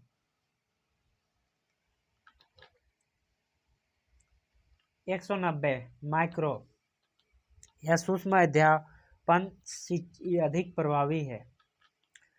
जो आपका माइक्रो टीचिंग होता है अधिक प्रभावशाली है। किसमें? ए में अध्यापन अभ्यास के तैयारी के दौरान, अध्यापन अभ्यास के दौरान, अध्यापन अभ्यास के बाद, प्रत्येक समय। तो इसको किसमें आंसर है आपका, किसमें प्रभावी होगा? अध्यापन अभ्यास के दौरान आपका माइक्रो टीचिंग अधिक प्रभावशाली है। 191 प्रश्न की ओर चलते हैं। विद्यार्थी अध्यापक के किस गुण को सबसे अधिक पसंद करते हैं? आदर्शवादी दर्शन, बी में है करुणा, सी में है अनुशासन, डी में है मनोरंजन। 191 और इसका राइट आंसर है आपका करुणा। राइट आंसर करुणा। 192 स्वामी विवेकानंद के अनुसार शिक्षक की सफलता निर्भर करती है। शिक्षक की सफलता किसमें निर्भर करती है? अपने निजी हितों की परित्याग और दूसरों की सेवा में। बी में है उसके व्यावसायिक शिक्षण परीक्षण की सृजनात्मकता में। सी में है उसका अपने कार्य के प्रति सकेंद्रित और के ईश्वर के प्रति आज्ञा पालन की भावना में। डी में है उसका विषय की अधिकार तथा विद्यार्थियों के नियंत्रण करने की क्षमता में। तो इसका राइट आंसर है आपका जो स्वामी विवेकानंद के अनुसार शिक्षक की सफलता निर्भर करती है आपका उसके व्यवसायिक परीक्षण और सृजनात्मकता में आपका निर्भर करती है। कैसे आपका परीक्षण दे रहा है, कैसे सृजन कर रहा है नए बच्चों का। 193 प्रश्न की ओर चलते हैं। निम्नलिखित में से कौन सा शिक्षक अधिक पसंद किया जाएगा? ए में है उच्च आदत दृष्टिकोण वाले शिक्षक, बी में एक स्नेही शिक्षक, सी में है एक अनुशासित शिक्षक, डी में है एक शिक्षक जो प्रायः विद्यार्थियों को खुश रखता है। तो इसका 193 में कौन आपको सबसे अधिक पसंद करेगा? एक स्नेही, सबको समान स्नेह करता है वही शिक्षक रहेगा। 194 प्रश्न की ओर चलते हैं। एक शिक्षक के लिए सर्वाधिक चुनौतीपूर्ण है विद्यार्थियों के गृह कार्य करने के लिए तैयार करना। यह तो आपका सर्वाधिक चुनौतीपूर्ण नहीं है क्योंकि वह करेगा। शिक्षक या सिखाने की प्रक्रिया में आनंददायक बनाना, यह आपके लिए सबसे आपका चुनौतीपूर्ण है। जो शिक्षण या सीखने की प्रक्रिया में आनंददायक बनाना, यह आंसर है बी नंबर। 95 प्रश्न की ओर चलते हैं। मूल्य शिक्षण का तात्पर्य है। मूल्य शिक्षण का क्या तात्पर्य है? विद्यार्थियों को स्वस्थ बनाना, विद्यार्थियों को नौकरी प्राप्त के लिए तैयार करना, गुणों का विकास करना, व्यक्तित्व की बहुआयामी विकास करना। तो आपका मूल्य शिक्षण का क्या तात्पर्य है? मूल्य शिक्षण का तात्पर्य है आपका गुणों का विकास करना, जो आपका गुण है उसका विकास करना। 196 प्रश्न की ओर चलते हैं। जब कोई सामान्य विद्यार्थी कक्षा में नियंत्रित व्यवहार करे तो आप ए में है विद्यार्थियों को उसी जगह उसी समय खड़ा कर देंगे। जो अनियंत्रित व्यवहार करे तो कक्षा के बाहर विद्यार्थी से बात करेंगे, यह भी नहीं करेंगे हम लोग, या विद्यार्थियों की कक्षा छोड़ने के लिए कहेंगे, या विद्यार्थी की उपेक्षा करेंगे। तो इसका राइट आंसर है आपका जो कक्षा के बाहर विद्यार्थियों से बात करेंगे कि तेरा अनियंत्रित व्यवहार क्यों किया था, इसके बारे में। 197 प्रश्न की ओर चलते हैं।